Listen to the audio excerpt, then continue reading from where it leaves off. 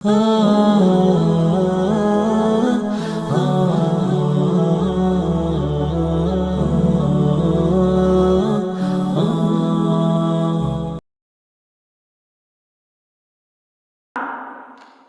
malaikat ternyata tidak ada kekuatannya. Lihat, Allah Subhanahu wa taala baru ngomong, para malaikat sudah pingsan.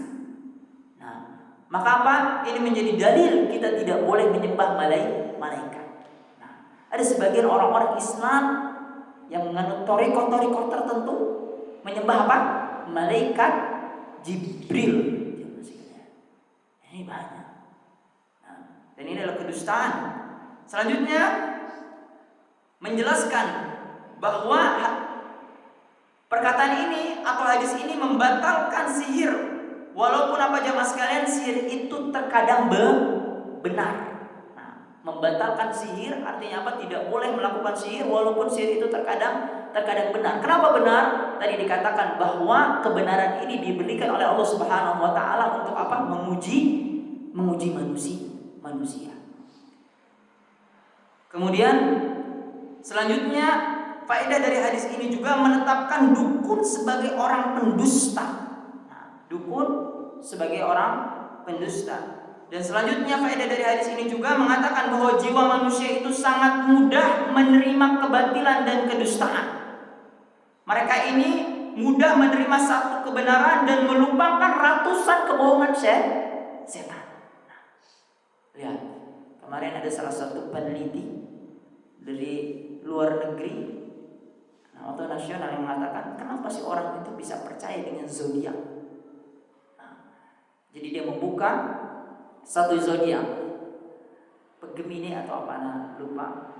Kemudian melihat kesehatan, laporan tentang kesehatannya pada hari ini. Yang satu katanya yang Gemini ini di hari ini lehernya akan sakit. Luar biasa. Tapi ternyata gak semua orang sakit. Ada yang sakit, hanya 1%. Namun itu yang dijadikan oleh manusia sebagai apa? Nah, sebagai patokan. Mereka menggantungkan dirinya kepada bintang. Menjadikan patokan mereka percaya kepada syaitan. Menjadikan patokan mereka percaya kepada dukun. Kenapa? Karena manusia itu menyukai kebatilan. Nah, ia menganggap satu kebenaran, nah, itu lebih besar daripada apa? 100 kebohongan, 100 kesalahan yang dilakukan oleh syaitan. Makanya jamaah sekalian, orang-orang akan dengan sifat manusia seperti ini, manusia akan lebih suka apa? Berbuat maksiat. Lihat, banyak gak makanan yang dibolehkan oleh Allah Subhanahu wa taala? Banyak. Tapi ketika Allah Subhanahu wa taala melarang satu, apa yang dikatakan mereka? Dia tetap coba tuh yang satu, melupakan banyaknya makanan yang diberikan oleh Allah Subhanahu wa taala. Allah Subhanahu wa taala membolehkan kita mencari rezeki dengan berbagai cara. Allah melarang dengan apa? Jangan riba. Apa yang dikatakan? Kalau ikut hukum Allah Subhanahu wa taala nggak bisa hidup, akhirnya ditembus. Kenapa? Karena tadi manusia itu menyukai satu kebatilan. Nah, atau apa? Dalam hadis ini menjelaskan manusia itu mempercayai satu kebenaran datang dari syaitan dan melupakan 100 kebohongan yang diberikannya. Kemudian apa? Disebutkan oleh Allah Subhanahu wa taala di sini faedahnya, atau disebutkan oleh penulis, faedah selanjutnya dari hadis ini bahwa Allah kadang memberi kemampuan kepada syaitan sehingga menjadi fitnah bagi manusia. Semoga Allah Subhanahu wa taala jamaah sekalian melindungi kita semua dari hal tersebut. Kemudian dilanjutkan oleh penulis bahwa kebanyakan yang terjadi pada umat ini adalah apa yang dikabarkan oleh jin kepada antek-anteknya dari golongan manusia tentang berita gaib yang terjadi di bumi. Maka orang bodoh mengira bahwasanya itu adalah kasyaf. Apa kasyaf jemaah? Penyingkap sesuatu yang gaib. Ini orang pintar nih, menembus sesuatu yang gaib yang manusia nggak bisa lihat. Nah, dan karomah, sungguh telah banyak orang yang tertipu dengan hal itu. Mereka menganggap orang-orang yang menyampaikan kabar dari jin itu adalah wali Allah, padahal sebenarnya ia adalah wali-wali syaitan. Yang mereka menggunakan jubah, yang mereka menggunakan sorban, yang mereka menggunakan peci dan mengatakan dirinya sebagai apa? Wali Allah Subhanahu wa taala. Jemaah sekalian, salah satu contoh praktik ustadz-ustadz dukun atau habib-habib yang berkedok dukun adalah yang menjadikan karomah, pengertian karomah sebagai apa? Sebagai penutup kebohongan mereka. Maka jamaah sekalian, ini merupakan sesuatu kesesatan di tengah masyarakat. Maka dikatakan jamaah sekalian, apakah karomah itu ada atau tidak? Dan apakah yang harus kita imani dari karomah ini? Maka dikatakan jamaah sekalian, Ahlus Sunnah ini meyakini bahwa karomah itu benar-benar ada, memang ada. Dan ini diberikan kepada siapa? Yaitu kepada wali Allah Subhanahu wa taala. Tapi apa yang dimaksud dengan karomahnya? Di sini disebutkan oleh penulis, termasuk dari prinsip Ahlus Sunnah wal Jamaah, yaitu membenarkan atau mempercayai karomah pada wali dan apa yang Allah Subhanahu wa taala tunjukkan melalui mereka dari hal-hal yang luar biasa.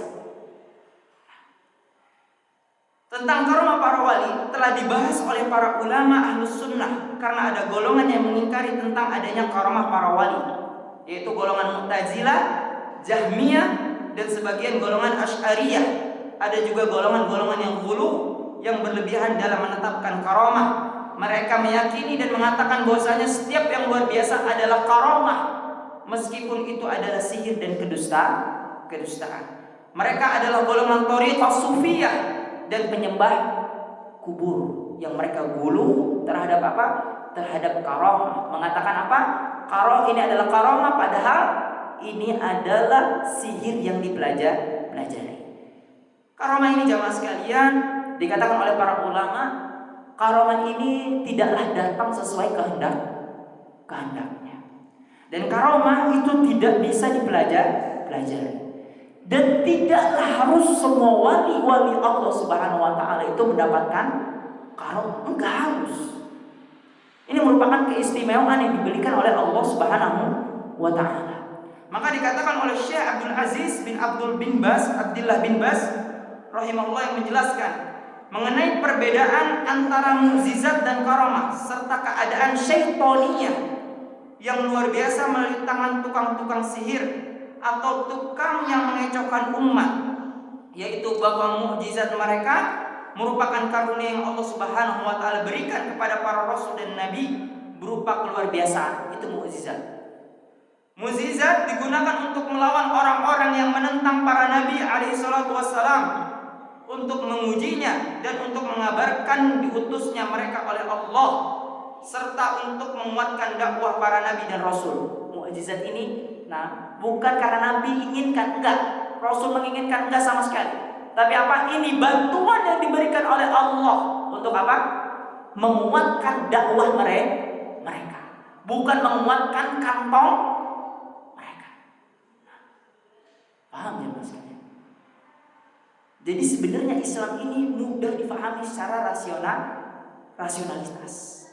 Maka Anda pernah belajar kenapa sih kita ini mudah sekali percaya dengan hal-hal klinik seperti ini? Kenapa? Karena ternyata jemaah sekalian, kemampuan rasionalitas kita ini tidak pernah dijalankan atau kurang dijalankan, sehingga ini merusak pemikiran. Kenapa bisa merusak seperti itu? Ya, orang disampaikan oleh kiainya kalau belajar ada sesuatu jangan kritis, jangan tanya dalilnya dari mana. Gak boleh tanya dalil, ikutin aja apa kata saya. Udah diajari bodoh dari awal jemaah sekalian. Sehingga kata para ulama sains, ini akan merusak otak dia sehingga apa? Ya udah dia apa kata ustadznya mukjizat ya. Ustadznya bisa apa adanya pergi. Sholatnya udah nggak sholat lagi di sini jamaah sekalian. Udah sholat belum? Kata dia apa? Udah sholat, saya kan di Mekah. Ente ngapain? Ente baru sholat di sini syariat. Saya sudah sholat di Mekah, udah sholat di Madinah, walaupun diri saya di sini. Kemudian yang mengatakan apa jamaah sekalian? Ketika saya datang ke mana? Ke Madinah. Kemudian ziarah ke makam Nabi Sallallahu Alaihi Wasallam, makam Nabi Sallallahu Alaihi Wasallam berguncang dengan guncangan dahsyat. Keluar tangan dari kuburan. Kemudian apa? Mengambil kaki saya, mencium kaki saya. Nabi SAW luar biasa.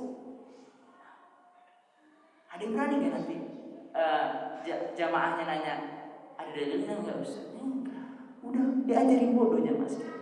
Nggak boleh dia bertanya. Nggak boleh dia bertanya dalil Al-Quran dan Sunnah seperti apa, enggak. Nah, diajarin untuk apa? Taklid buta. Nah, kepada mereka. Waliyahzubillah, semoga Allah Subhanahu wa taala melindungi kita dari orang-orang yang seperti ini. Kemudian disebutkan oleh Syekh bin Baz bahwa syarat diberikan karamah, yaitu orang-orang yang diberi karamah tersebut istiqomah dalam iman dan mengikuti syariat. Nah, itu syarat utama. Nah, syaratnya apa? Dia beriman dan mengikuti syariat. Kalau dia nggak beriman, nggak mengikuti syariat, jangan percaya. Jangan percaya dengan apa yang ia sampaikan. Dan biasanya orang-orang yang diberikan karamah itu nggak apa aja sekalian, nggak menyampaikan.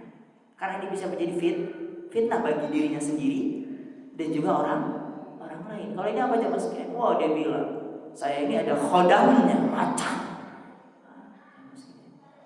Maka ini bukan datang dari Nabi SAW. Kemudian dikatakan jika tidak demikian, kata Syekh bin Baz, maka yang berlaku padanya itu adalah keluar biasaan wali-wali syaitan. Nah, wali-wali syaitan yang kita nggak boleh mengikutinya. Adapun jamaah sekalian, karamah terbesar yang dimiliki oleh seseorang apa?